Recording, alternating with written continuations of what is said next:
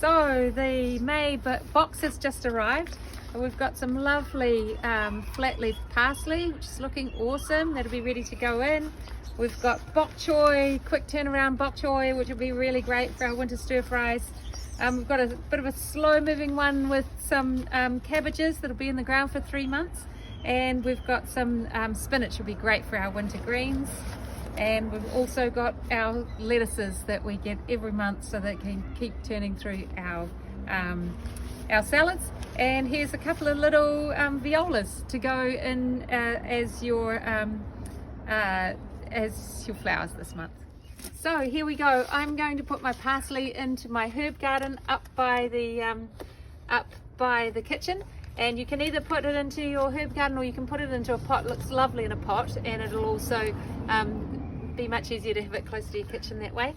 My little violas, I'm going to stick them in here and with make a really cute little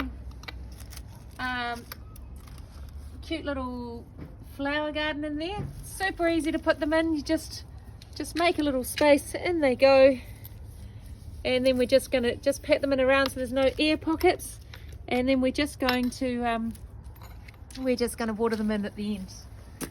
Last week I made a nice patch here with our mulch. I got some seaweed off the beach, and we got some pea straws, and some of the peas are actually starting to sprout in here, but I won't be using many of these peas. I'm going to keep a couple of them so that they can keep growing. But to plant these ones, I'll just take the mulch layer off the top. You can see how it's just really maintains beautiful moisture, and really good for the soil if you can put a lovely layer over it. And also it keeps your soil warm at this time of year, which is great as well. So I'm going to put those bok choy probably only have another week or so. As I showed you last week, they did get a little bit eaten, but I've got that under control now. So I'm going to put a few more bok choy in next to it. You know what I've just remembered is I put garlic in next to it, and I haven't gotten around to labeling it yet. And I did say last week, remember to label where your garlic goes, because otherwise you will forget. So I've got actually a row of garlic here, so I'm going to label that, and I'm going to move further along. Alright, let's get some more bok choy in here. The other thing I did have real success with, I've done 2 sets of those insect traps since we last did a video, and I think I've caught like all of my I've got a little bit of a rock in that gun. I'm going to put that one out. I think I've pretty much caught all my slugs, I'm hoping, so everything should get a much better start at things. If you need to look back over last week's video, I really recommend trying the yeast and sugar traps. So those going in like that, they don't need a lot of space, so they don't take up much room, and so you can put them quite close together. Now remember, at this time of year though, as much sun as you can. So if you've got a shady garden at this time of the year, these just won't get enough sun, so you'll need to either put them in pots at the front of your section, or think about and maybe just mulch over your winter garden and just use pots for a little bit of time over the winter, because pots won't dry out so much in the winter. In the summer, pots are really difficult to maintain, and you'll find things bolt really easily in the summer in pots, but in the winter it's pretty good. Now these are your I'm going to take out my spinach here, and these are slightly bigger plugs in our got to be a little bit gentle.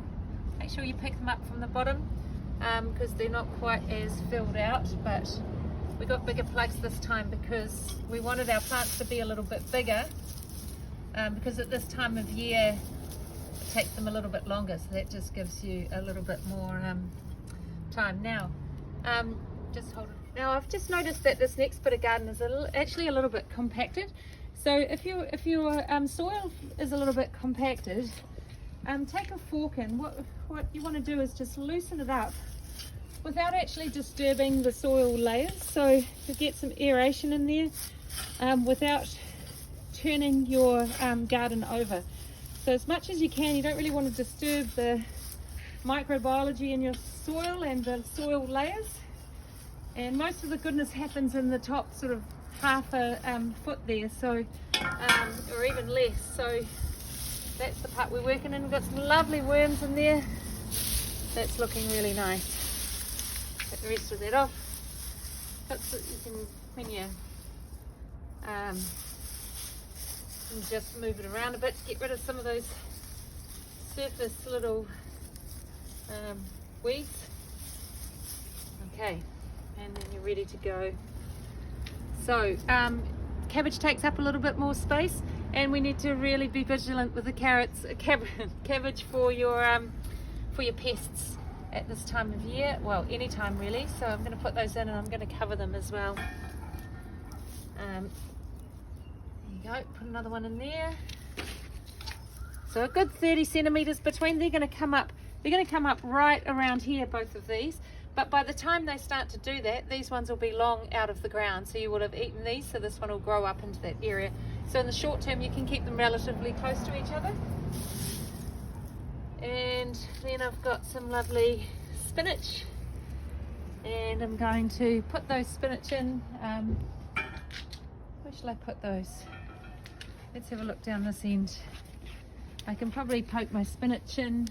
It doesn't really need to take up too much room, so I'm just going to put it in around my lettuce. This lettuce is all but done now, so he can go. And just keep pulling out those weeds because you don't want to be competing with them.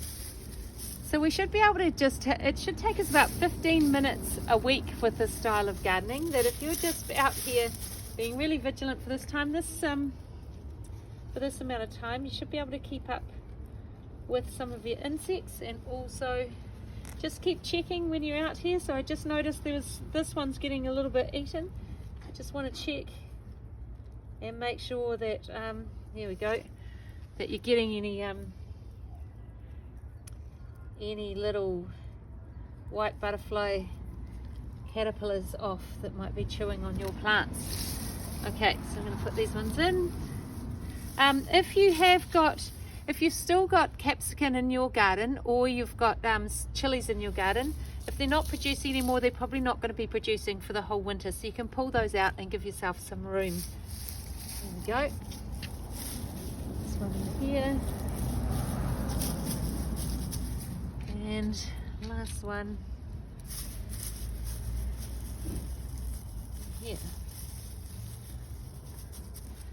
Lovely. And that's it. Happy gardening, everyone.